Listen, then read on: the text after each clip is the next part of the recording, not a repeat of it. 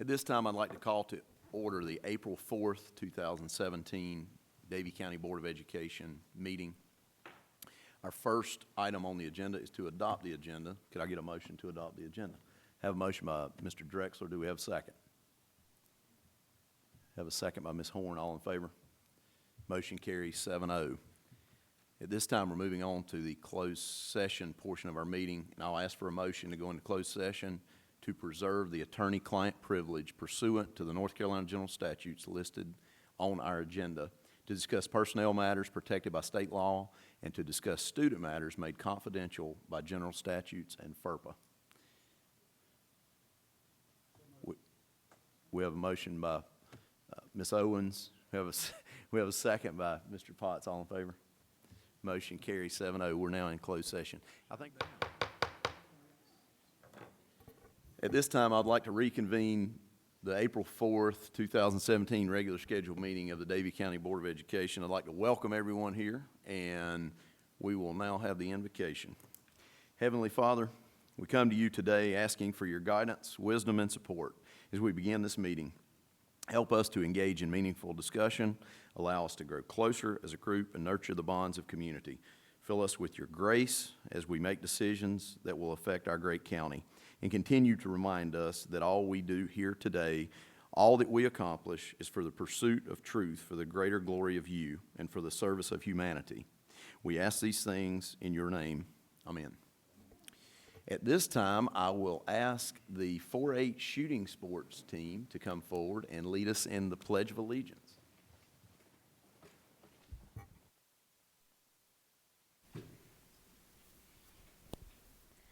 I pledge allegiance to the flag of the United States of America and to the republic for which it stands, one nation, under God, indivisible, with liberty and justice for all.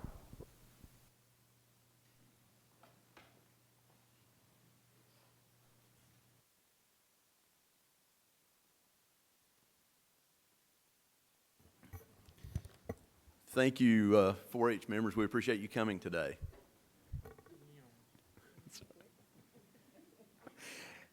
At this time, the next item on our agenda is to approve the minutes from our last regular meeting on March the 7th. Do we have a motion? We have a motion by Mr. Drexler. Do we have a second? Oh. We have a second by Ms. Owens. All in favor? Motion carries 7-0. Now we're moving on to important dates, and I will point out a few dates in the month of April for us and a couple in May. We have, let's see, we have Battle of the Books for the elementary school at Davie County High School on the 10th at 6 o'clock. On the 11th, the Stars of the Year banquet at 6 o'clock at Triple J Manor. On the 25th, we have a lot going on. We have the Office Professionals Luncheon at 11 o'clock. At 3:30, we have a called work session, budget work session, at Central Office. And then at 5:30, we have advisory council meeting with William Ellis, Shady Grove, and Canancer at Canancer Elementary. Then we're having lunch on the 26th at Coolamy Elementary. The 27th, we have character education night at the Brock. Our next meeting will be here on May the 9th at 6 o'clock. And with that, and let me remind everyone too, on May the 13th, Saturday, May the 13th, starting at 10 o'clock, Ashley for the Arts Festival will be held at Davie High School. So. And with that, I'll turn it over to Dr. Hartness. Thank you, Mr. Chairman. And looking at your calendar, we're going to be together a lot the week after Easter break, aren't we? Look forward to that. We are. Since our last meeting, we've had a lot of things going on. Before I go over a couple of those, I want to welcome Elizabeth Troutman and Ruth Ray from Brooks Pierce, filling in for Ms. Jill Wilson tonight. It's good to have them. I want to thank each of you who had lunch at Ellis Middle School in the month of March. We had a good visit, and I think Mr. Hales may be a regular guest now. The students really enjoyed speaking to him, and talking about his military experience. So They were running Vietnam, and they found out I was there. I think he told us. Anyway, I was captured, and then he went around to add insult to injury. He snapped a picture of me sitting there at the board of that table with those kids, and then those teachers run over to me and said, "What the hell, can we please call on you when we get this ready to do again?" And sure you can, sure you can. So, and I'll have Savannah send you the schedule of your next events. thank you so much. We'll try to get you at South Davie and North Davie as well. I want to thank our staff and Mr. Fuller and Mr. Junker, who were at the site of the new Davie High School as we hosted a team from Ashley Furniture and the founder and chairman of Ashley Furniture, Mr. Ron Wannick. We had a really nice visit on the campus, had a good discussion about their needs as a company and how we can partner with site visits and internships and apprenticeships for our students and teachers. I want to thank Terry Brawley as well, John Eller, our new county manager, and Chairman Reniger. Bill Junker also joined the tour. It was a good time for them to see what we're doing in education in Davie County and to learn about that and develop a relationship and partnership with Ashley Furniture. So we thank them for being out there. I want to congratulate Chad Brown, the president of Davie Medical Center, and all of his staff for opening up the new hospital yesterday. Yesterday was the first day. There were a number of open house events all last week, and I had the pleasure of attending one of those. It is a beautiful facility. They have a 24-bed ACE unit. It's an acute critical care unit for the elderly. They're also looking at doing all their joint replacements at the new hospital. So I talked to Chad today, and he's kind of taken a big sigh. He had a long week last week with all the open houses, but he's real excited, and I think we as a community should really be excited about our new hospital. And just congratulations to everyone who worked hard on getting a new hospital in Davie County. That's now a reality. Talked with John Fuller, our architect, on the demo project at the current high school this morning, and he is finalizing drawings for that project, and we will be advertising and going out to bid around April the 27th. Bids will be coming back May 25th, and we'll bring those to the board to enter into a formal contract with whoever the lowest responsive bidder is, and demo is scheduled to begin the first week in September. So that project is moving along. I have an update that may take me a few minutes to get through, but I think it's important, and I think it will be important for our staff to hear as well. On the K-3 class size issue, that's been an issue I've talked about quite a bit. It's really not limited to K-3. It's really a K-12 class size issue. And little has happened in the legislature since our last discussion about that. As you recall, the House adopted House Bill 13 that provides one solution but doesn't completely resolve the issue, and the Senate has yet to take up that House bill. Knowing that we're getting down to the line here as we plan for our budget, and I needed to give you some direction and give our staff some direction, I reached out to Senator Brock yesterday, and we had a long, productive conversation over the telephone. And I want to share the good news and the bad news with you tonight from that conversation. First, the good news.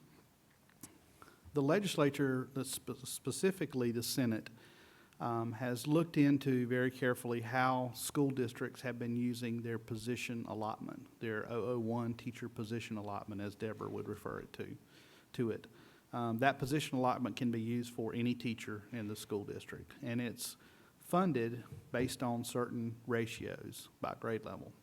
The Senate has looked at those very carefully. Senator Brock indicated to me that he's been using Davie County Schools as a model for how to manage class size and those position allotments that we receive.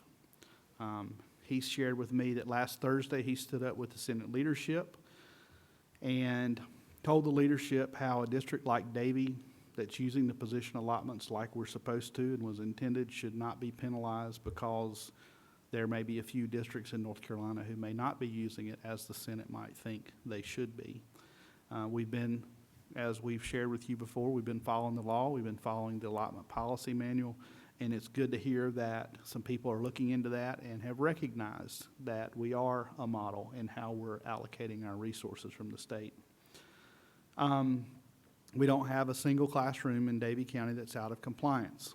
You know, I get to and we covered this a couple times, if the law doesn't change next year, we will be out of compliance as well as every other school district because they're reducing what is allowed.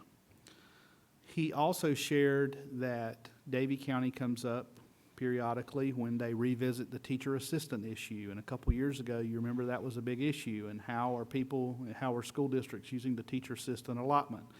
And there were school districts who were converting some of those dollars for other purposes, like for teachers, which was allowable, but the Senate didn't take that well. When they looked at Davie County, we used every dollar in our teacher assistant allotment to pay for teacher assistants. So it was good to hear that our senator is using us as a model.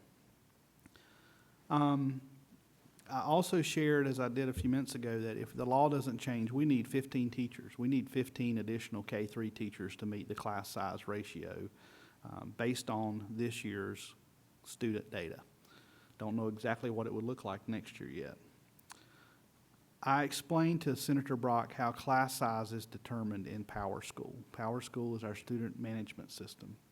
And essentially, Power School just looks at the number of students in seats in English language arts in K-3. It does not take into account the other positions that we fund out of that position allotment, like every one of our elementary schools has a half-time art teacher, a half-time music teacher, a full-time PE teacher. And I'll just look at Moxville Elementary. They have 2 full-time reading specialists. We have a full-time media coordinator. All of those positions, media coordinators out of a different pot of money, but those others can be paid for out of the 001 teacher position allotment, and they serve children, but they're not part of any type of calculation of class size. And he understands that. I shared my concern that the issue had not been resolved, and I did not want to put our staff in a bad position. If we need to reduce staff, I think it's fair to let people know early so that they can make other plans. If this is a political issue between the House and the Senate, then I don't think we need to put our staff in that position. Senator Brock reassured me that we are a model in how we're using the position allotment, that we should not be penalized in this process. He shared with me that he is on the Finance Committee and looking at revenues. There is plenty of revenue to maintain school districts where we are this year. And based on what I shared with him, I told him that I would recommend that we not make adjustments to K-3 this next year until they made a decision. We would only make adjustments based on our enrollment. So that would be my recommendation when we get to the budget piece. Now for the not as good news. And Senator Brock is right that in his assessment, I don't know if this percentage is exactly accurate, but 85% of the children in North Carolina live in about 15 counties.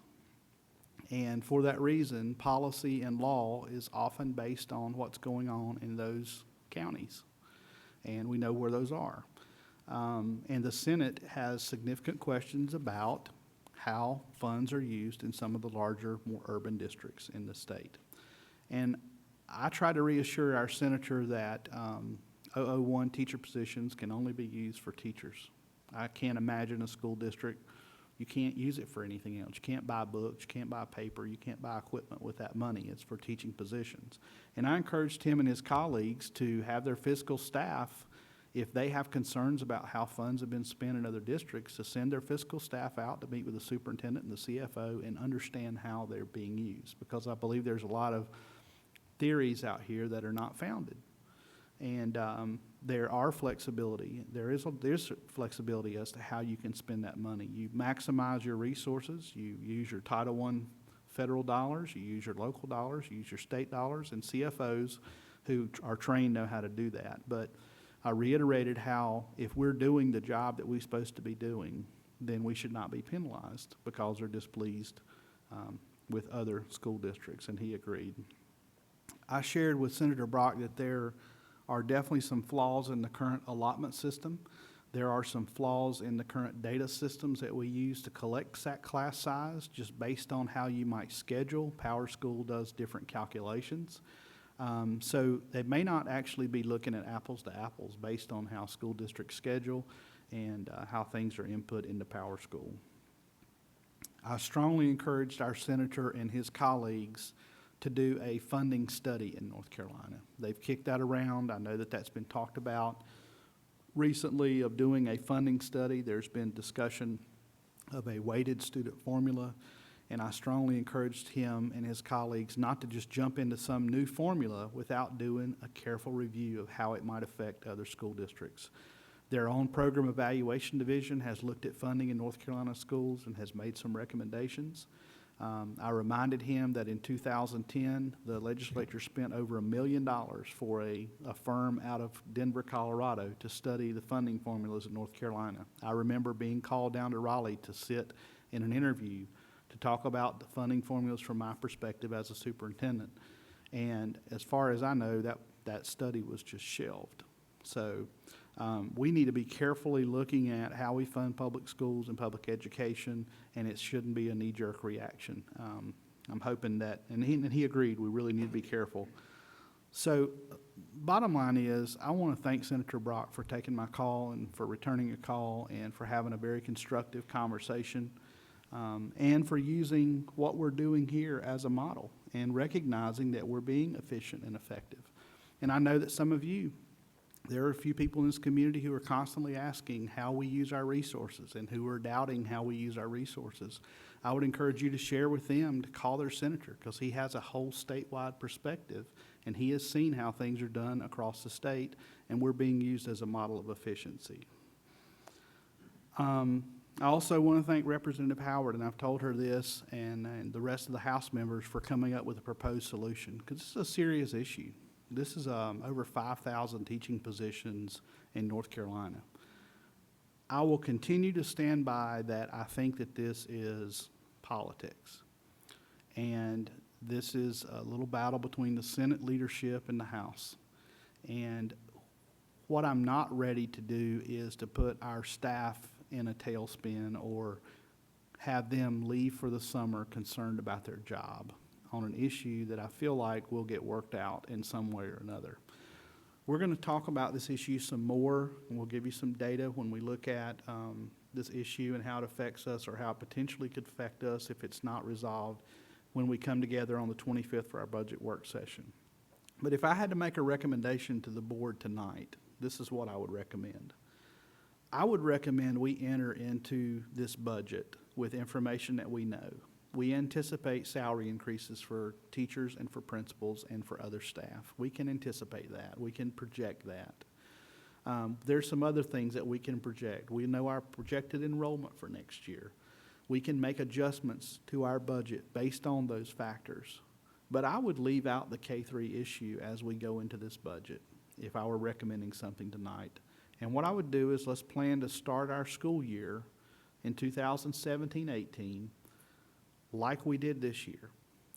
And if the Senate and the House cannot get together and resolve this issue, then we will look at our numbers after the start of school. If we're above what they are requiring in their mandate, then we come together and talk about how we address that. We file a waiver request with the State Board of Education, but that we stand firm that we believe art, music, and PE and these other specialty area teachers are important to the quality education of our students. If the state board then would want to tell us that we don't have permission to have the class sizes that we have, we've been following the rules and following the law, then we would have to go back and develop a plan and make adjustments through retirements, resignations, and through regular attrition. I just am not comfortable saying that we need to create some elaborate plan to go out and look at purchasing mobile units and rearranging teachers and get in this elaborate plan that I don't believe will be necessary, because we've been following the law. And it's good to hear that the House sees the importance of these positions, and now our senator has recognized that we're doing things the way we're supposed to, and hopefully these things will get worked out in Raleigh and will not affect our staff. So we'll talk about it some more in a few weeks, and in a few weeks things may change. But that's the direction that I would want to go now. And I think you're going to hear over the next few weeks other school districts doing different things, and people are in different situations based on the funding in their school district, based on the types of positions that they fund, and the way they allot their positions in their schools. So I don't think that one size fits all. I've had conversations with a number of superintendents in other school districts over the past 2 weeks, and everybody has a little bit different plan. And I've just been through too many of these budget conversations with the state to make a knee-jerk reaction and put our staff in a position where they're worried about things. So that's your superintendent's take right now on the K-3 class size issue. I would encourage you and our staff and parents and others who are concerned about this to contact your senators.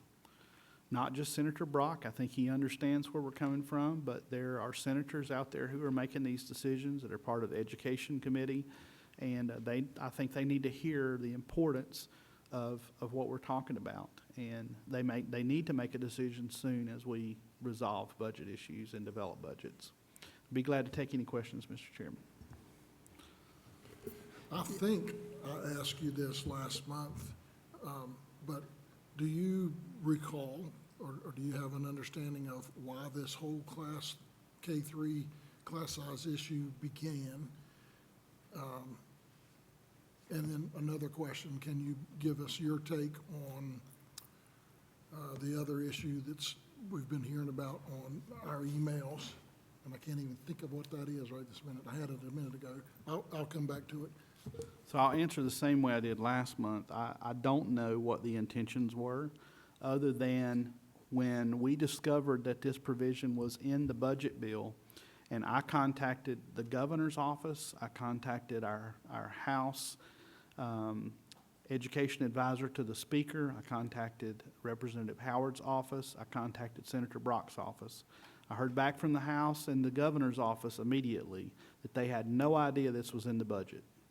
So this was inserted in the budget by the Senate. I can't begin to assume why they inserted it in the budget the way they did. And I think the only people would know was the Senate leadership. Your discussion that you had with Senator Brock, it seems to me like between the lines I'm reading that maybe some school systems have abused the allotment funding project part of it. And it doesn't affect everybody. If it had been something that was being abused all across the state, it wouldn't have been hidden in the bill. It would have been a big talked about thing. That's what I'm thinking. I would agree, and what I would say is there are some school districts that are out of compliance with what the law is, but I would also say that we've been directed by the Department of Public Instruction within the last couple of years not to apply for waivers, that they wouldn't approve those. So there's this contest between the legislature who says, well, you're out of compliance, you should have asked for a waiver from the state board, and the school districts are saying, the state board said not to send anymore. So there's that. There's also people in the legislature talking about an issue they don't have a clue what they're talking about. I'm not being ugly, I'm just saying they don't understand the allotment to begin with. They don't understand the dollar allotments and position allotments, and they've been told certain things, and their fiscal staff really need to dig in if they have questions and get their questions answered, because I think it's reasonable for a legislator to want to know what the class size is. But there's more to calculating class size than just walking into a classroom and counting heads. When you have different teachers that are supporting those children at different times of the day and different times of the week, you can't just go say, there's 21 students in this class, there's one teacher up there, the class size for third grade is 21. You can't do that. It's not that simple. So I believe there's I hope that they will get their questions answered. In the meantime, I hope that they will not hold school districts hostage because they haven't satisfied their answers. What I was really encouraged today is that Senator Brock seemed to be satisfied with what he saw from Davie County. I appreciate you contacting him. That's an important step, I think, in getting a resolution, because these folks have to know how it affects us here where the rubber meets the road. For clarification, on the 15 additional teachers, is that just K-3? That's 15 additional teachers in K-3 to meet the class size ratios that are in the current law. Now, those 15 teachers could come from different places. Those 15 teachers could be taken from those specialty areas. We could reduce art, music, and PE. We could increase class size in grades 4 through 12. We could reduce the number of teacher assistants, and some of those assistants outside the teacher assistant allotment could be converted to teaching positions. There's a lot of different ways you could do that. Then you get into the dilemma of where do you put all those 15 classrooms? But if you. It's not if you- very practical. Yeah, and if you're taking those PE, second language, if you're taking those positions, I'm assuming then you're adding back in the K-3 area. You would be. Are there teachers available for the K-3? I think we have that dilemma as well. Okay. 'Cause I'm, So, it's not practical. What has been proposed is not practical. I think that they recognize that, and I'm hoping that they will, cooler heads will prevail. You talking with the folks, that's a good But move I on. would not want to eliminate art, music, or PE. You won't hear that recommendation from your superintendent. Thank you. You know, it's heartwarming for me to sit here and hear from you the conversation that you had with Senator Brock. Because it sounds like that he's listening, and I certainly hope he is, because what you're saying, you're right on the money. Having said that, as far as the K-3, could you get any kind of feedback or feeling from him as to what he'll do to support it? And then the second question I would just say to No. save you some time, well, then you answered my first. What was my second? God, I forgot with that quick answer. Whatever. Well, give me a second. I got a 30-second brain delay. So I'll tell you this while you're thinking. You through tell me in a that. nice way, no. N-O? No. Senator Brock was very cordial, and I think he understood the situation that we're in. And he has told us that he is advocating for school districts like Davie that has used every one of their positions in K-3 and has class size within the limits that we've been given. We follow the law, we followed what the rules are. So I think he's advocating for those districts and saying if you have questions about districts that you think has not done things properly, don't penalize Davie County or my district for that. And don't go in blindly. Take a look at that. Take the time to do that. Absolutely, I think you're right. And then the final thing I've got to say is, I listened carefully to your budget and what your recommendations are, and quite frankly, I think you're right on the money. I think that's exactly the thing that we need to do as a committee, but we'll see about that. Well, I'd like for us to hold that. I'm not asking for you to commit to anything tonight. That's why we want to have a budget work session on the 25th, lay it out for you. And again, those of you who have been through this budget process before, we're required to present to you a draft budget by May the 1st, present that to the county commissioners by May the 15th, and the commissioners are required to have a budget by June the 30th. The legislature is supposed to have a budget by June 30th. That doesn't always happen, but it's always a draft budget, and we have to adjust after we get our state allotments. So Deborah and her staff are constantly making adjustments to the budget until we get a final budget from the state and from our federal allotments. We don't have our federal allotments yet either, so we'll just have to kind of wait and see. There are some things, even with the healthcare acts that have been in the news quite a bit in the last few weeks. There were provisions within that would have affected Medicaid reimbursement for services to children in Davie County schools that would have affected our budget. Now, that act has gone nowhere right now, but that's another thing we need to keep our eye on as well. That's significant dollars for the services we provide for children who are Medicaid eligible. I thought of my second question. I asked Wendy. Update on your thinking on where we are.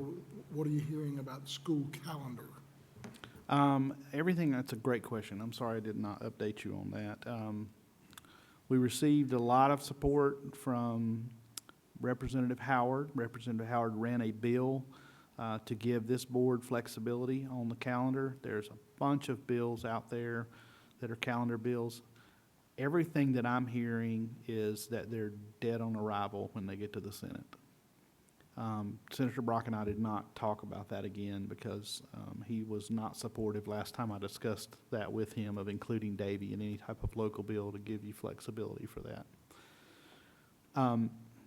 Again, I think that's something that you all and people in our community, if you feel like that's something that should be a local decision, to talk with your senator about it. They need to hear what your thoughts are on that.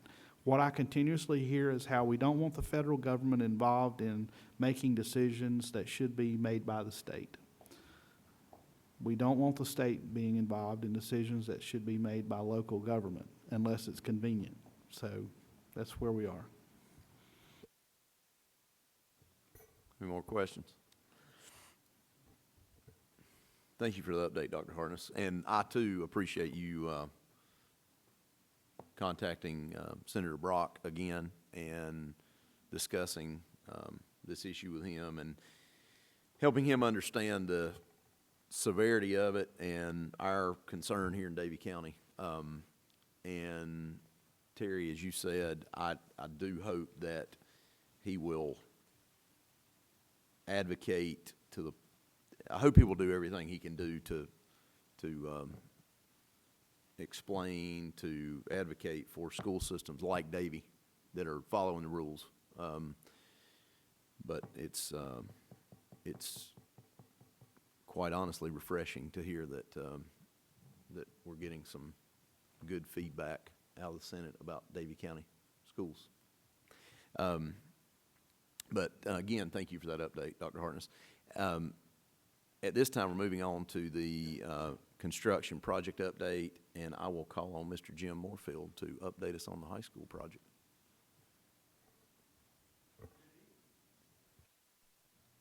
This is be a whole lot lighter subject than what you just heard about.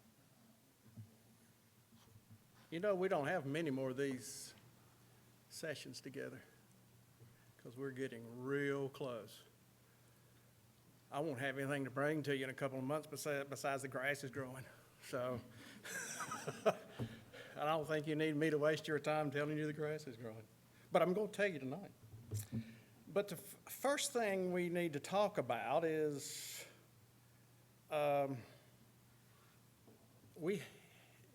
Dr. Hartness, Jeff, Michael, and I spoke months ago about getting the classroom building ready earlier than the completion date that was in the contract.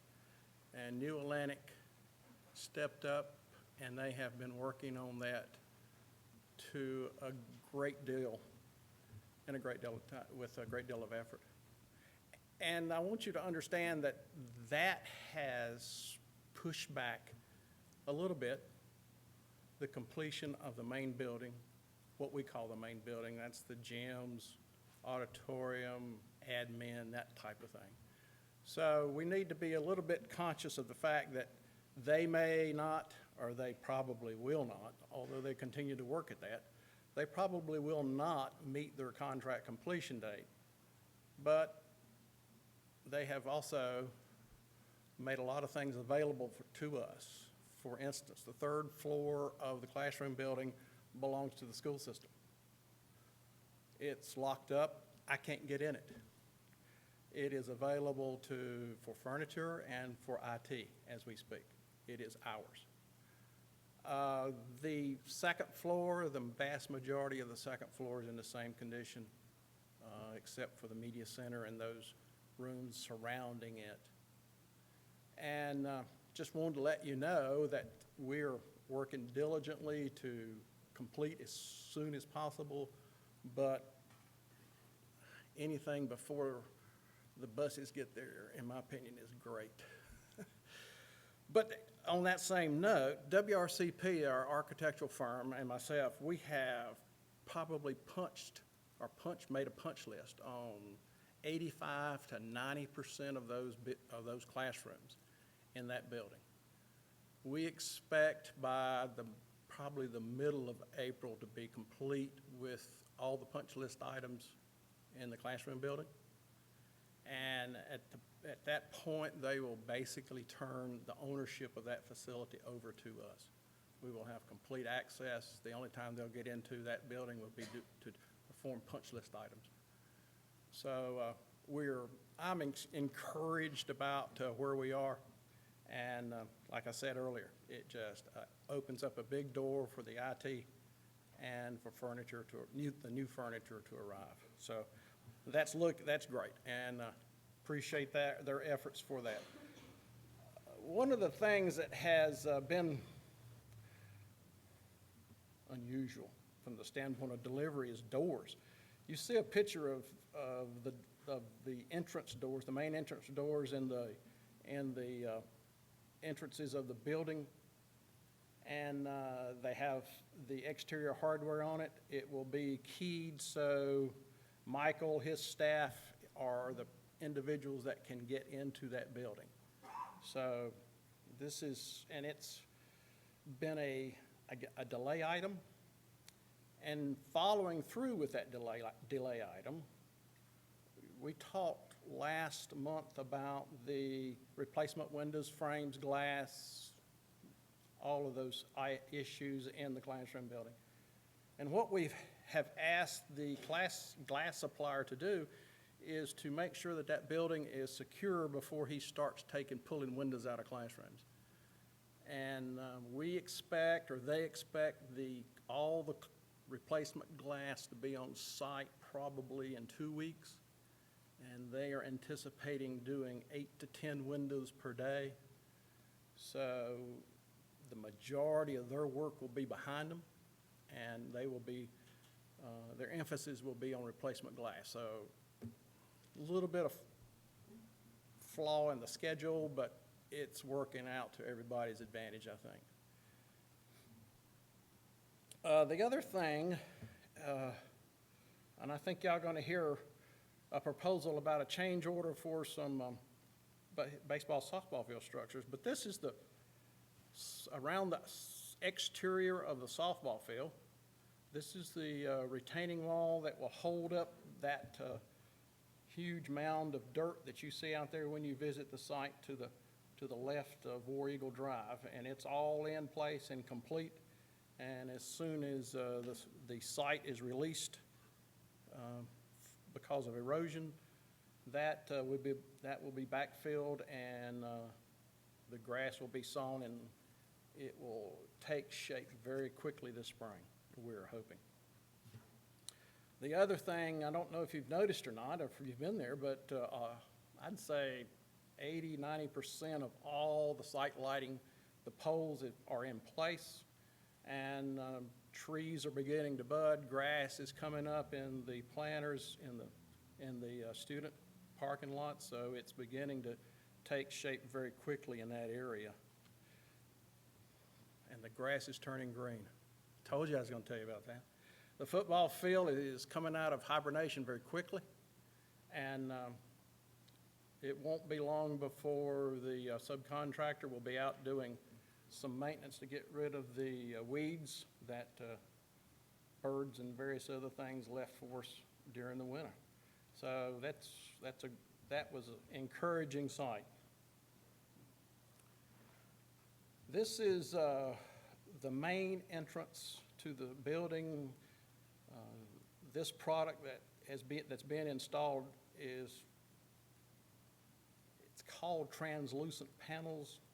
It's sometimes called cow wall, but it's basically a system of plastic panels that lets light in, and has some insulating qualities, but will make that entrance quite impressive as light pours into the building from that tall structure there at the feature wall.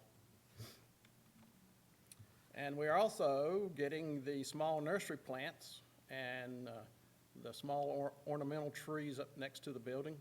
As you can see, straw is in place around the facility, and it's beginning to look finished very quickly, where these things are taking place, although weather is trying to create some problems for us. In the kitchen, they're installing the quarry tile floor in the kitchen, and that we're hoping that within the next week to 10 days that the actual kitchen equipment will start arriving on site, and that kitchen will take shape in a hurry. This is one of the art rooms, one of the last areas to receive cabinets. And as you can see this from this picture, there doesn't appear to be any ceiling because these are very high rooms, a lot of light coming in through exterior translucent panels, and it's going to be great looking art rooms with the natural light available. There's the finished War Eagle basketball court. Very impressive item for the school. Looks really good. Everybody has been kept off of this floor until we were going to do a visual inspection today, but that didn't take place due to some illnesses, but it looks really tremendous from the observation area above the basketball court. Any questions?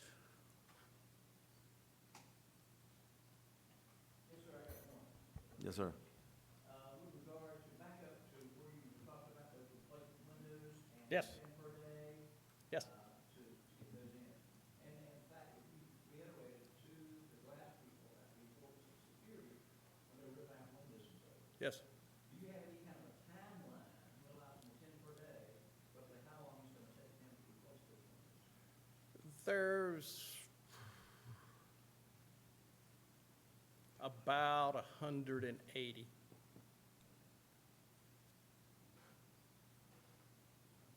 And 99% of the work is from the outside. Once they get them replaced, they'll go in and caulk that inside of that window and clean up any mess, but that's it. My reason for that question is simply, and I know you reiterated about security, but sometimes things don't happen like we want it to happen. So I'm looking at the potential exposure of desks or other things, items that could be in there, but they're doing that, so. We don't anticipate any problems with anything that may be in the classrooms because those guys are on a lift and they're taking that window out, putting in the new frame, attaching it, snapping in the glass and doing their exterior caulking. So, and then New Atlantic once all of that's done, their plan is to have classrooms caulked on the inside in mass, rather than doing just 1, 2, maybe 3 a day.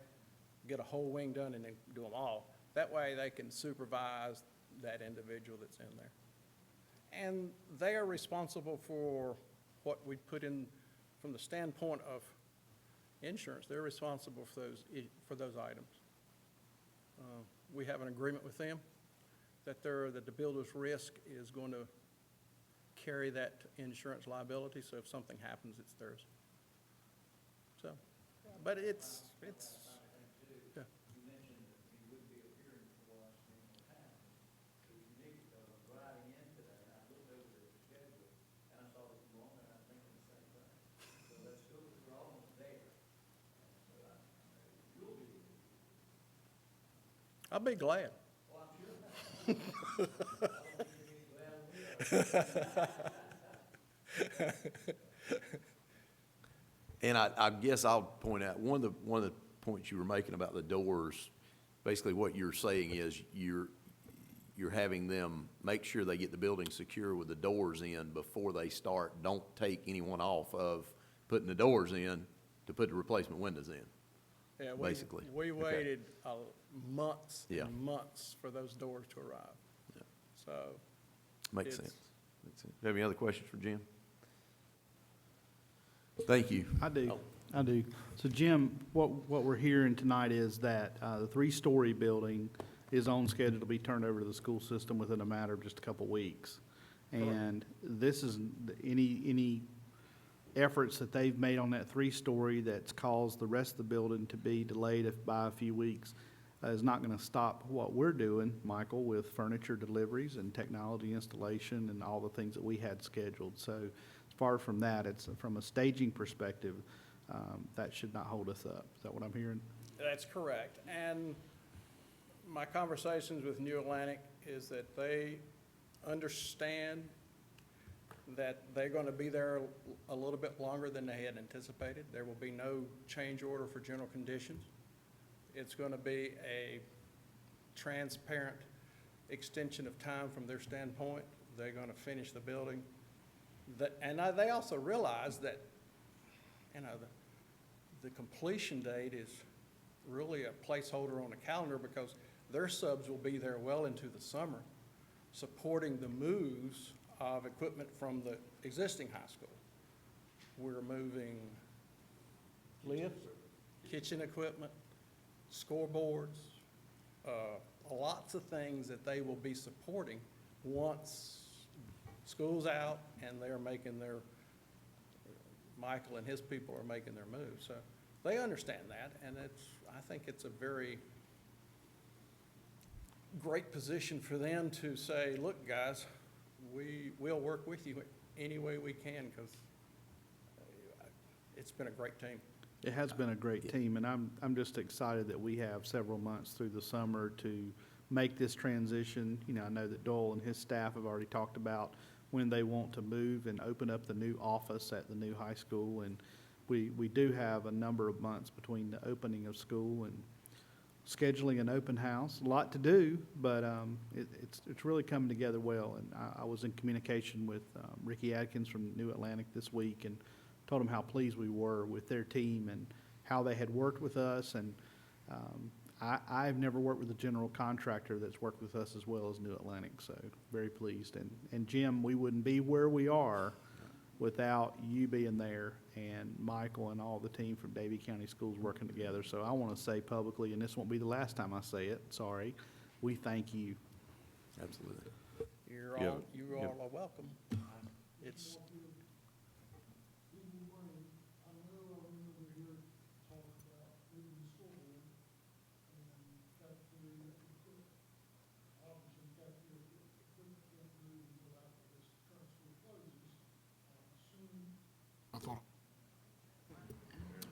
I'm sorry.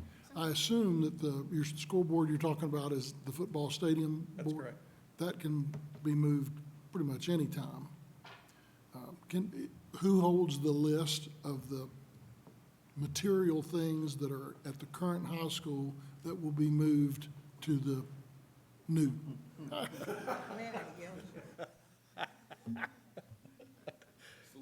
long list.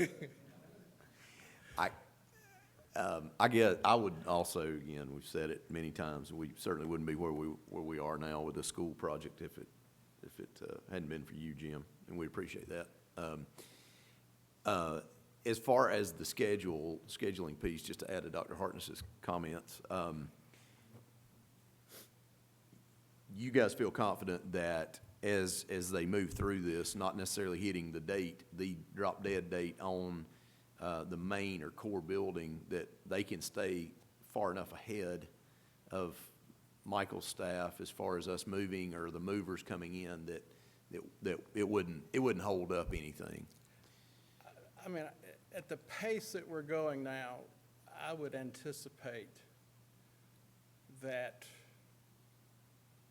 my June meeting with you would be the last. Okay. Because, I mean, there's going to be a few things that's going to just Right. hang out there. Right. That's not going to work when you turn them on and Right. that type of thing. But at this point, I can't imagine being anything beyond June. And that's not saying that the June 1st is the completion, is the Right. contract completion. Right. And we'll change that through a change order for legal purposes. But, and I think school probably gets out mid-June sometime. So, I mean, we'll be gone, grass will be coming up where the trailers are. So, I'm with you. Sounds good. Yeah. Sounds good. That sounds good. We appreciate it again. Anybody have any other comments, questions for Jim? Thank you. Thank you. At this time, we're moving on to our consent agenda, and I will ask for a motion to approve the consent agenda. We have a motion by Mr. Potts. Do we have a second? We have a second by Mr. Hales. All in favor? Motion carries 7-0. At this time, we're moving on to the business items, and first up on the list is the baseball, softball change order, and I will turn it over to Dr. Hartness. Thank you, Mr. Chairman. I've shared with all of you, I had the prints laid out over here before the meeting. You approved some time ago, quite a bit ago, change orders to design and construct the baseball and softball fields where they're currently located beside the visitor parking lot and staff parking lot in front of the school. And the change orders you've already approved include the design, the development, the turf, the fencing, a playable field for baseball and softball. That's typically what a school would end up with when they opened. What we have looked at is working with our civil engineer. We'd like to go and add to those, say, baseball and softball fields, a backstop wall, a raised concrete pad for the bleachers to sit on, foundations for dugouts, and grading and sidewalks around the dugouts to enhance the baseball and softball fields. And what this will allow us to do is create these foundations for the dugouts. We've taught with our masonry and carpentry classes. They'll be building the 3 walls for the dugouts and putting a roof on those. They'll be a part of that project later in the fall. And it will allow us to save resources by using the contractor that's already on site to construct the backstop wall and these foundations and other things we've talked about. So you've seen those on the plans, and tonight I would ask you to approve a change order to Phase 1 for $160,000 with our Phase 1 contractor, Eastern Structures, to perform those things that I just outlined. So do you have any questions about that? And by the way, that would come out of our contingency, so it's within our budget. So we have a recommendation on the floor to approve a change order for $160,000 to Eastern Structures, which is our Phase 1 contractor, to construct the items that Dr. Hartness has listed, but basically some enhancements to the baseball and softball fields. Do we have a motion? We have a motion by Mr. Drexler. We have a second by Ms. Owens. Do we have any other questions, comments?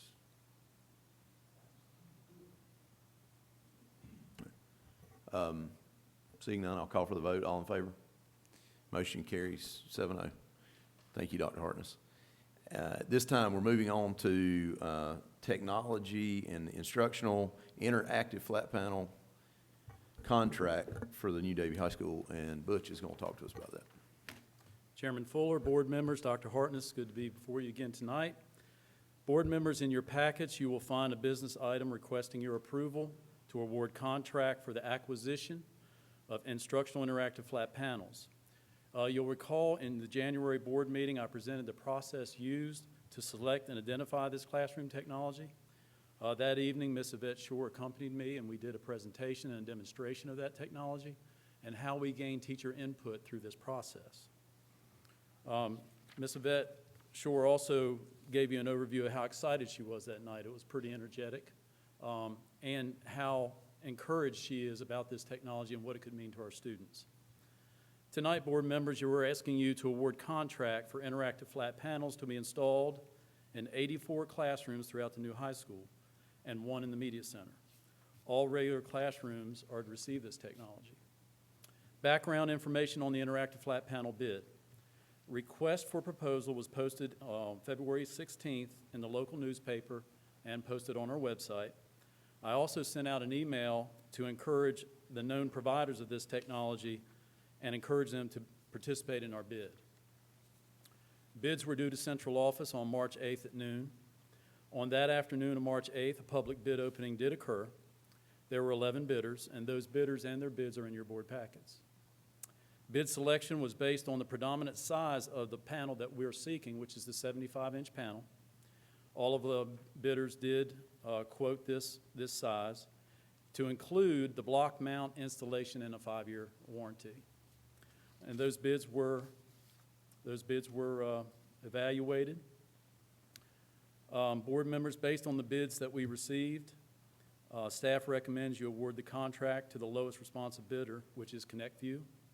The purchase order of $400,210.94 represents 72 75-inch flat panels and 13 86-inch interactive flat panels to be installed throughout the school. And I'll be glad to answer any questions you have. Mr. Rooney, I know for a long time, because my son and your son have been buddies, this fella does a lot of research before he stands up and tells anybody anything. He won't sit down and tell you anything unless he's studied it. I'm full go behind you on this, but there's something in this piece of paper that didn't make sense to me. It said the 11 bidders, and those bids came back, ConnectView was $3,920,62. Is that right? Nope, that's 3,000. 3,000. So that's the price of 3,000, excuse me. one 75-inch panel that each of those companies were asked to provide. Gotcha. So that we Gotcha. had common ground to compare those bids. Right. Some of those companies didn't include the block mount, some of them didn't include the 5-year warranty, and of course, we wanted the installation labor as part of that. That's going to really help move this process along. So we basically established a baseline where those 4 components were equal so that we could compare that price. That $3,900 bid price was the lowest comparatively of those bids. Thank you very much. And you said every classroom? Every classroom. Now, the classrooms, so we got teacher input. Computer lab in the performing arts and ag science, those teachers expressed a different way of instructing, of course. The room sizes are different size. In the computer labs, teachers unanimously said, I want as much real estate on the wall as possible, and I'm concerned that the 75-inch TV doesn't give me that coverage. So what we did is we went back and said, okay, what does? We gave them options, and they decided a new projector and a drop-down screen best serves their needs. That held true for performing arts, for band, for chorus, for dance, and drama. In ag science, those teachers selected the interactive projector, which is a 100-inch board versus a 75-inch board. Those classes are different the way they're laid out. If you've been in the CTE building, they're pretty large. And so those teachers said that they would be most comfortable with the Epson interactive projector. So in 4 rooms throughout the building, there's going to be Epson interactive projectors.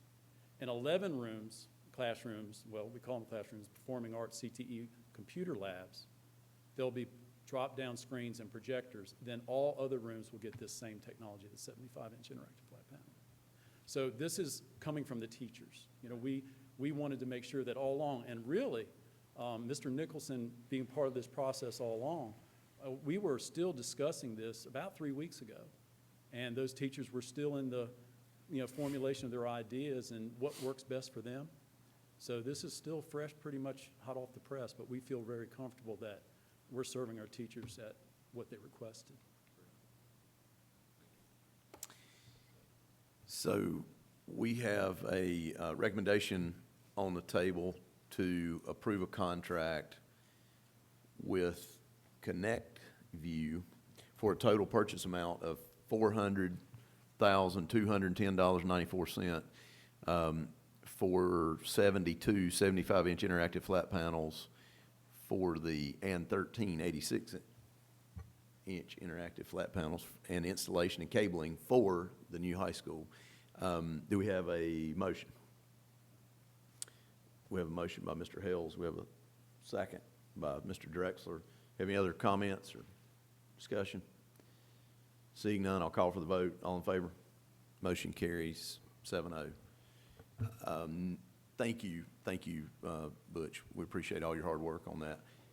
At this time, we're moving on to the wireless infrastructure budget amendment, and I'll call on Ms. Miller.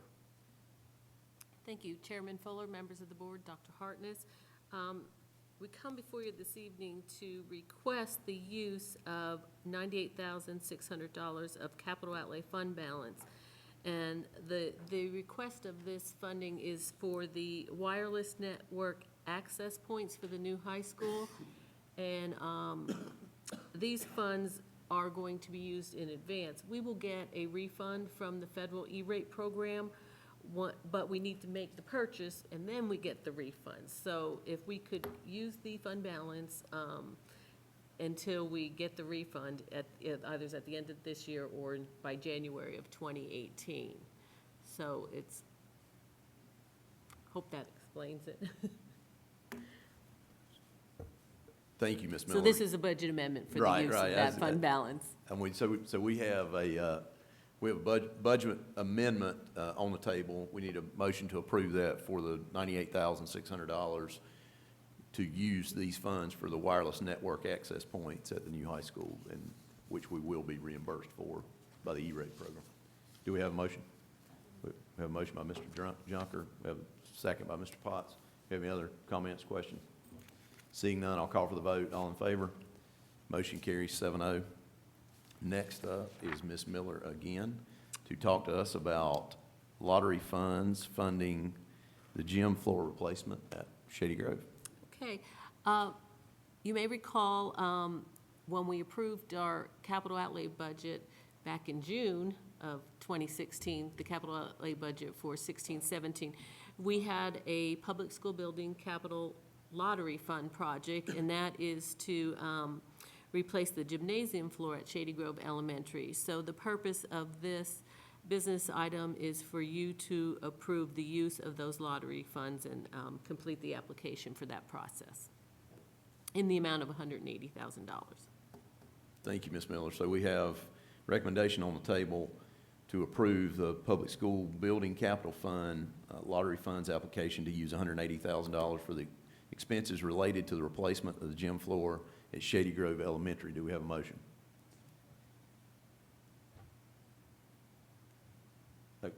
We have a motion by Mr. Hales. Do we have a second?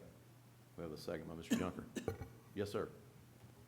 Question, the $180,000 for that project, I remember talking about that, so I'm A-okay with that, but what is the process of hiring someone to do that work? Who is the company and/or when will that project be done? I think Mr. Spillman can answer that for us. Yes, sir.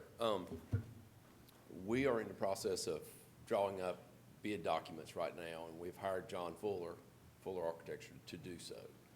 We have chose what type floor we're going to go back with, but we've got to, and I'm going to have a subcontractor take the bleachers out, store those, then we'll demo the floor all the way up to the dirt, and then build it back up with a cement slab with proper vapor barrier under the slab. And then we're going to put it's called a pad and pour floor, and it will be a rubber floor in that gymnasium for a multi-purpose use as elementary schools use. Where did the figure $180,000 develop? Well, it took, we've been talking about this project for probably 3 or 4 years now, I guess. And we actually, the Brock gym was the same way. It was built the same time frame, it was built the same way with the same problems. So they did that project 2 years ago, I believe. So I got some of my budget numbers from that project for the demo and putting it back. So I'll just quick question. I guess a lot of the issue is in the way that, I guess, to your point, emphasis on the vapor barrier. There's no vapor barrier installed there now currently, or it's not working properly. That's letting moisture come up. Okay, and create well, issues. obviously in 1960s, Right. somebody had an idea that asphalt was a good enough vapor barrier. Okay. So this floor is consistent of about 2 to 3 inches of stone, asphalt, and then wooden pavers, or just wooden 2x6s that's laid in the asphalt, and then the hardwood that was put down.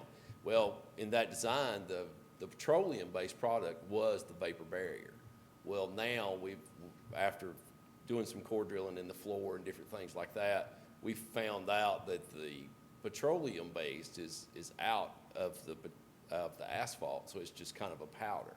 So the moisture from the ground comes up through, and as I know that a wooden gym floor, if it gets above 60% humidity, it starts moving and buckling up. And so that's the problem that we have. Even though you walk in that school, it has a plastic interlocking floor, but there is a 1960 model hardwood floor underneath that. So we've got to demo all that and start back again to get that fixed. Thank you for that info. You're welcome. Do you have any other comments, questions? Seeing none, I'll call for the vote. All in favor? Motion carries 7-0. At this time, we're moving on to the capital outlay project or lottery funds use for the replacement roof at the gym and cafeteria at William R. Davie. I'll get there. Thank you. This request is to approve the use of Public School Building Capital Fund lottery funds for the gymnasium/cafeteria roof at William R. Davie, and it's for the use of $100,000. And again, this was also approved at our June meeting in 2016. Thank you, Ms. Miller. So the recommendation on the floor is to a motion to approve the Public School Building Capital Fund, Lottery Fund application to use $100,000 for expenses related to the replacement of the gym cafeteria roof at William R. Davie Elementary School. Do we have a motion? We have a motion by Mr. Potts. Do we have a second? We have a second by Mr. Drexler. Do we have any questions, comments? Same question. How did you come up with the dollar amount? I know you've been working on it a long time, but I need to hear it, thank you. And what company and when would the project be done? Well, the project's actually underway right now. It should be finished pretty soon.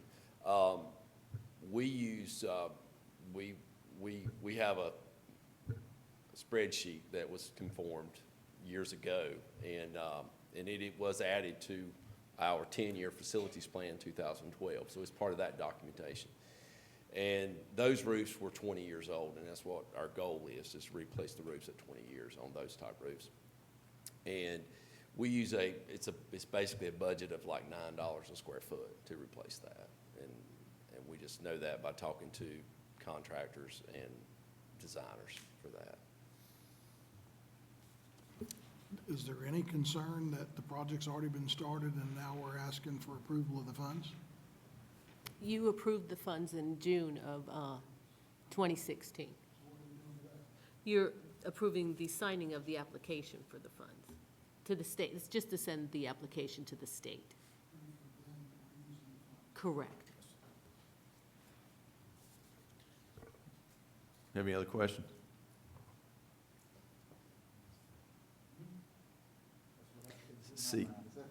Seeing none, I'll call for the vote. All in favor? Motion carries 7-0. Thank you, Mr. Spillman and Ms. Miller. Moving on to public address to the board, and Ms. Troutman, I don't think we have anyone on our list, so we will move through that. No, we don't. Okay. Yeah, we don't have anyone on our list for public address, so we'll move on. Up next will be committee and staff reports, and first up is Ms. Jenda Haynes to talk to us about Ashley for the Arts Festival. Good evening, Chairman Fuller, board members, Dr. Hartness, and the few guests that we have on a wonderful spring day. I'm going to ask Dana Roberts to come up and join me as we begin to present maybe a little lighter, more fun topic tonight. We are getting ready to host our 7th annual Art Smart Festival coming up on Mother's Day weekend, May 13th. We will expect to have some Ashley Furniture representatives with us at the opening ceremony at 10 o'clock, and we hope you might be able to join us. The theme this year is the heart, with art standing out of that word, the heart of it all. And this is really an opportunity to celebrate the arts and arts education. We already have teachers and students hard at work preparing for this big event. And as you know, we have really dedicated and talented art teachers across our district, which speaks to the high-quality programs that we have. So with that, I'm going to turn it over to Miss Dana Roberts, who's a visual arts teacher at South Davie Middle School, and she's going to represent the group and talk to you a little bit about that. She's prepared a Prezi presentation for you. And I also want to recognize Catherine Reeves. We call her Cat Reeves. She has embedded a video that she's prepared for you just to give you a little taste of what's coming. Good evening, Chairman Fuller and board members and Dr. Hartness. Happy spring. And on behalf of all of our blossoming artists and my wonderful colleagues, we're sending you all a warm invitation, and also to our amazing Davie County community for our 7th annual Ashley for the Arts Festival. We would like to take a moment also to thank to be thankful and to say thank you for our strong and supportive partnership with Ashley Furniture. Each year, Ashley Furniture has come to the festival and enjoyed the festival with all of our Davie County artists, and even purchased art and has some of the masterpieces within the environments at Ashley Furniture. And we're so grateful for that partnership and friendship.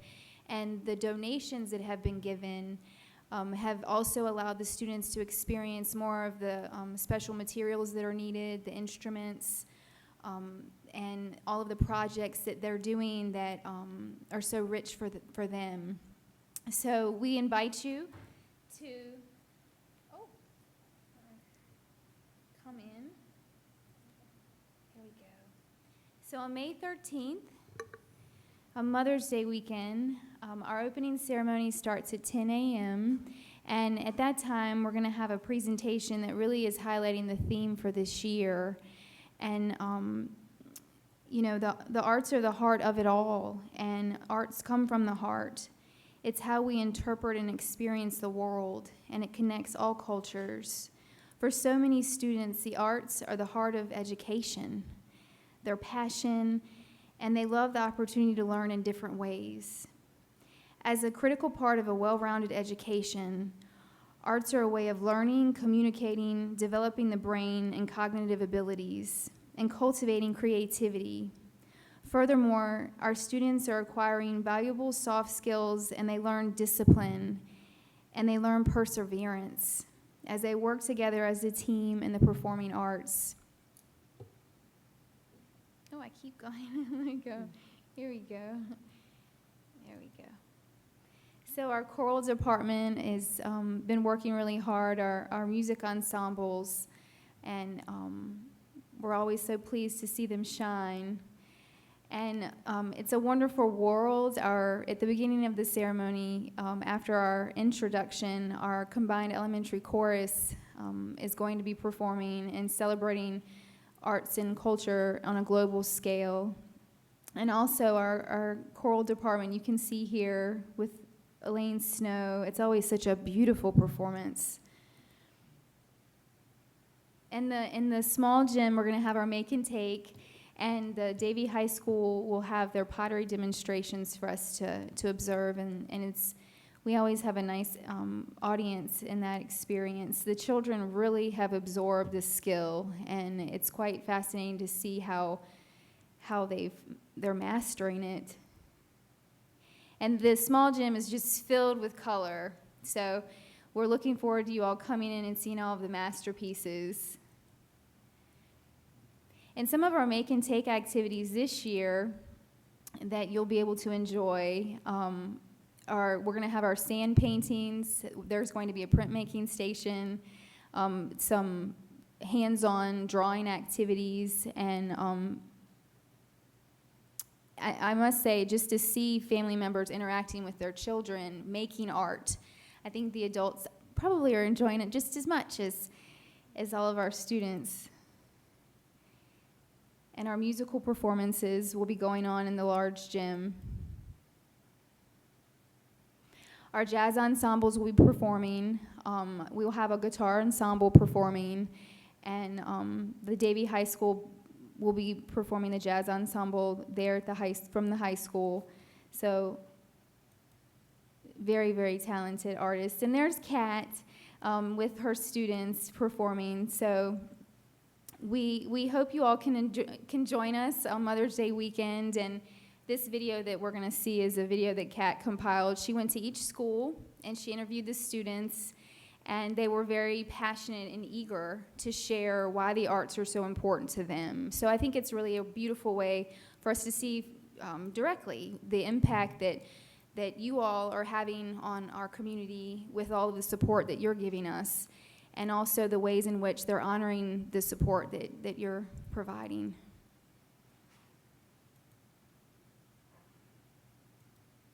Express my feelings, and it gives me a chance to just let my mind go and just be free. Here's the cast from the cast of my face, which I can use to make masks and stuff.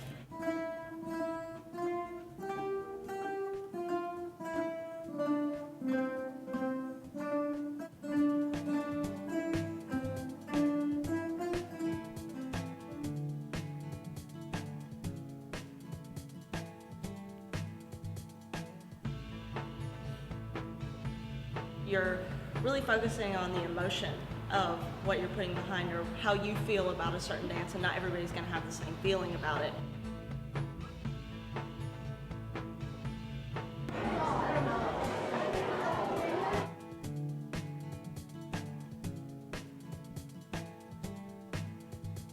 Without art, I wouldn't be the person I am right now. We must prepare the air so we can sing our song. Prepare the air, support the sound. I enjoy art because it gives me like a sense of like security, and it shows me that I can be like who I want to be, how I want to be, and I can express that through my art.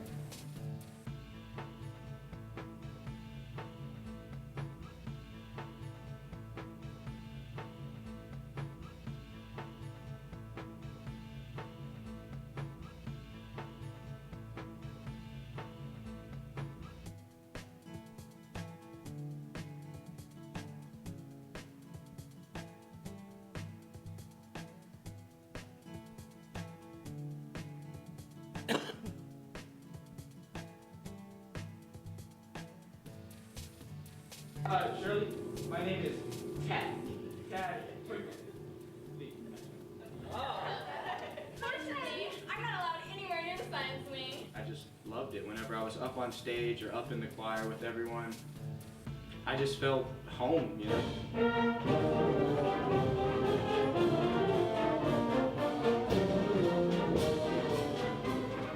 Well, music has always been my home.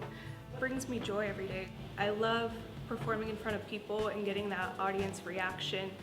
But the passengers, they knew right from wrong. Good people all said, sit down, sit down, sit down, you're rocking the boat. Good people all said, sit down, sit down, sit down, you're rocking the boat. Come and join, come and join, come and join us. Come and swim the never-ending tide. You can know how it feels. I'm passionate about theater because anyone can be themselves. Growing up in the theater has helped me learn to accept people for who they are, no matter what they've been through or where they've been. This sport, well carried, shall be chronicled. And if you have any pity, grace, or matters, you would not make me such an argument. Take on as you would follow, but come not, you are a tame man. Go.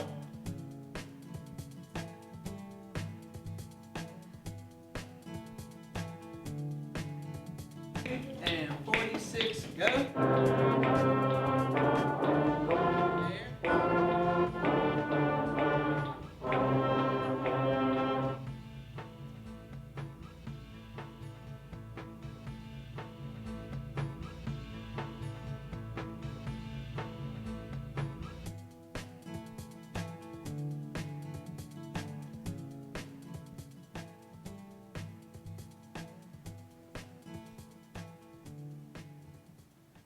Art gives me Oh, I could watch that again.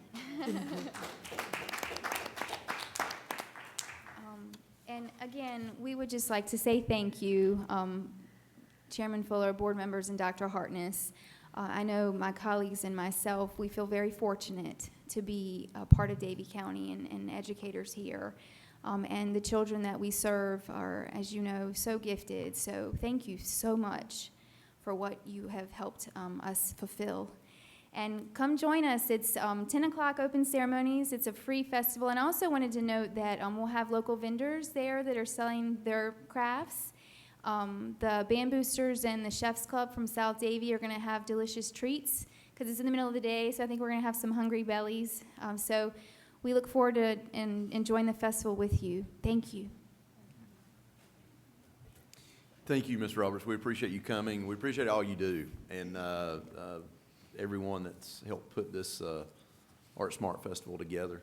It was last year it's a neat experience. It really is. It's nice seeing all the kids. One of my sons was in drama and never thought he would ever stand up on stage and do anything in front of people, but it's amazing. It's amazing what good teachers can do. We appreciate it. At this time, I would ask Ms. Donna McNeil to come up and talk to us about some CTE data. Mr. Chairman, while Donna's making her way, except for you guys who already had a packet, at your desk tonight, there were several handouts that were developed by the curriculum department. Both Ms. Haynes and Ms. McNeil put these things together with their department and gives you an overview of some of our STEM programs and our career and technical education programs, some data about those programs that Donna's going to share with you. And these are some of the handouts that we gave our visitors from Ashley Furniture and their team when they visited our high school. Thank you, Dr. Hartness. Chairman Fuller, members of the board, I always enjoy coming and sharing the CTE story with you. As you know, that is my passion. That's where my heart is with CTE. First of all, Dr. Hartness, thank you for allowing me and Ms. Haynes and others to be a part of the tour last week at the new high school and sharing with Ashley our story of CTE and with STEM. CTE continues to be a leader in the state of North Carolina as far as our technical data and student performance is concerned. This year, we have just received our data based on the 15-16 school year, and we were proud to report that 93.3% of the students who took a CTE course were proficient on their state exam. That, and compared to 76.5% was the average across the state of North Carolina. So you can see that we are leading the state when it comes to student performance. We have an excellent, excellent group of teachers. Again, their heart is with CTE and they have a passion for what they do. So we're very proud of the technical data that our students score each year for our school. Another point of data that I would like to share with you is based on our concentrator data. Each year from January through February, we are required by one of the federal requirements, and that is to contact the students who complete our CTE courses. They are completed 4 courses while they were enrolled in high school.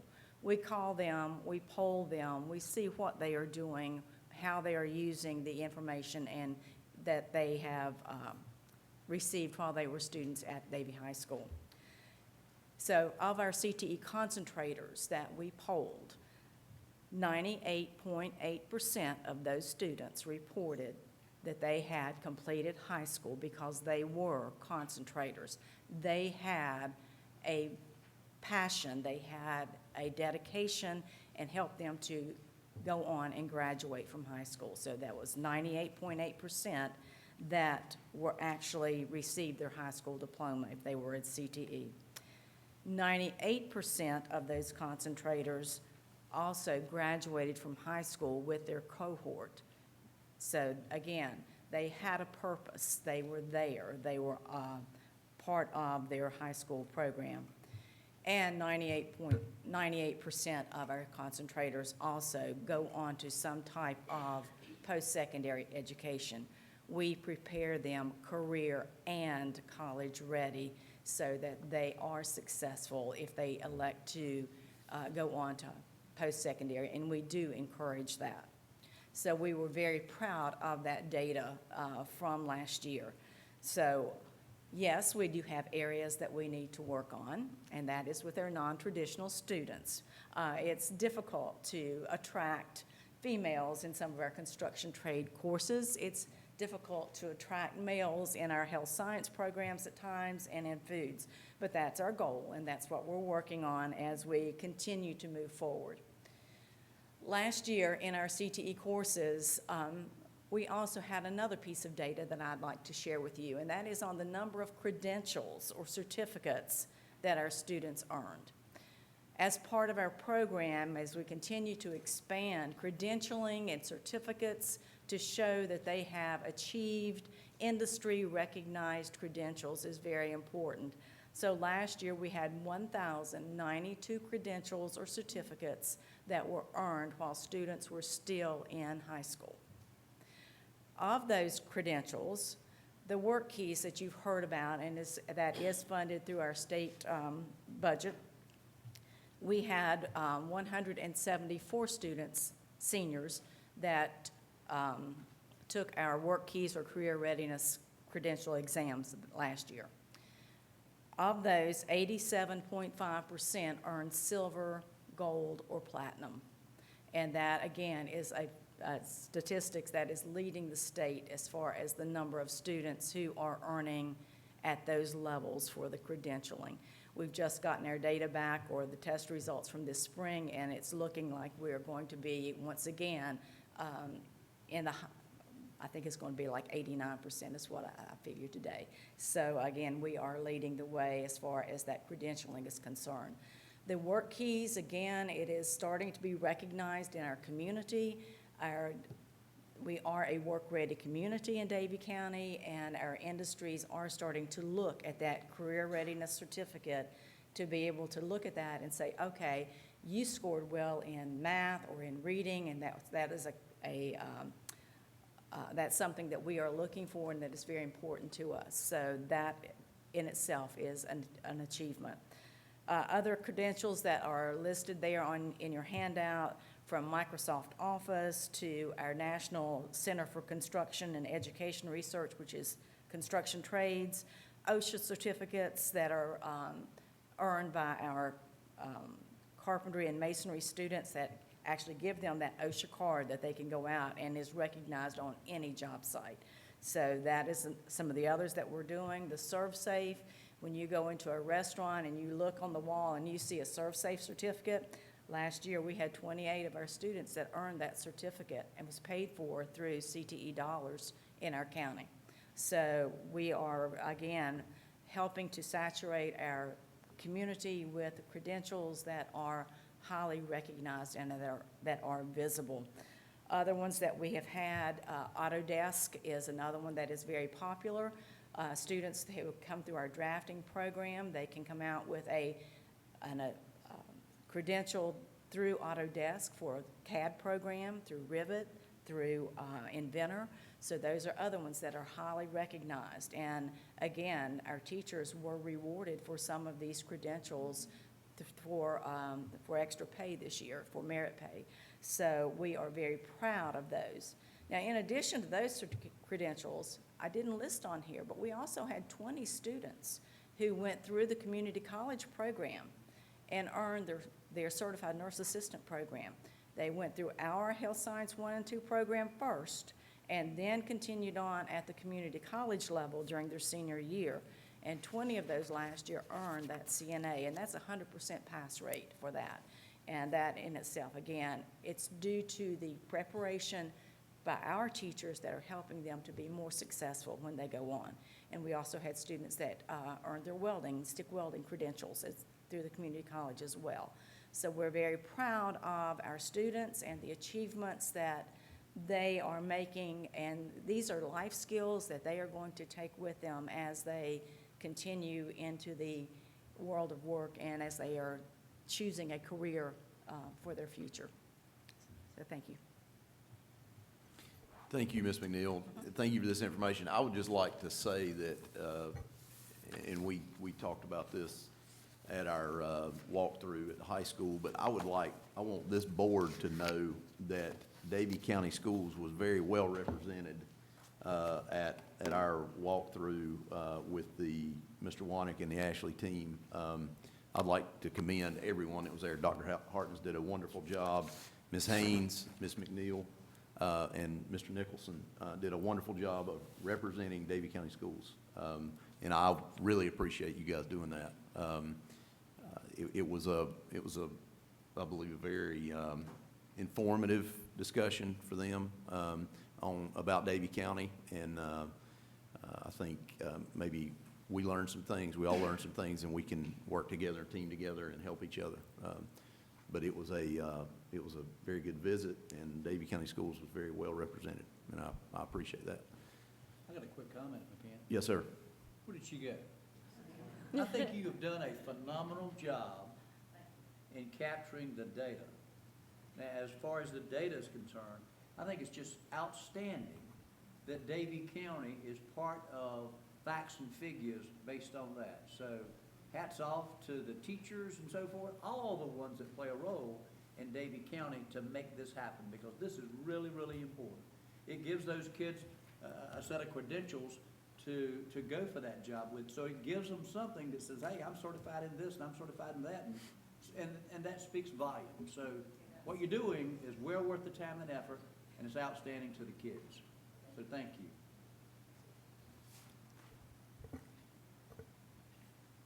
Any other questions or comments from Ms. McNeil? Seeing none, we are moving into the area to adjourn our meeting. So do we have any other comments from the board? If there are none, I'd just like to say thank you for everyone that come out tonight, and ask for a motion to adjourn. Yes, sir. Staff that are here, board members, staff up here, this happened when I was a teacher. About this time of the year, it gets really nice outside. So during the day, when you're at work, do not go outside, because you won't want to come back in. And it's the same thing with the students, and if the teachers will remember that, I just hope everybody has a real strong finish to the year. At this time of the year, everybody's antsy-pantsy and doesn't want to maybe concentrate so much, but let's finish strong. Let's have a good closing of the year, and everybody be safe on the roads, and all of those kinds of issues that a lot of times you don't think about, take for granted. Good time for people to pay attention. Thank you. Speaking of safety on the road, we do appreciate, I think I speak for everybody here, we get these little short, sweet information that we've had a bus accident and there's no injuries, or EMS is called. That helps us to not be an alarmist or take the alarmist calls and say, you know, everything's okay. So that's a good thing that you're doing. I want you to know that we appreciate it. Absolutely, I completely agree. Any other comments? All right, we'll move back to that motion to adjourn. Mr. Hales, do we have a second? We have a second by Mr. Drexler. All in favor? Motion carries 7-0. We are adjourned.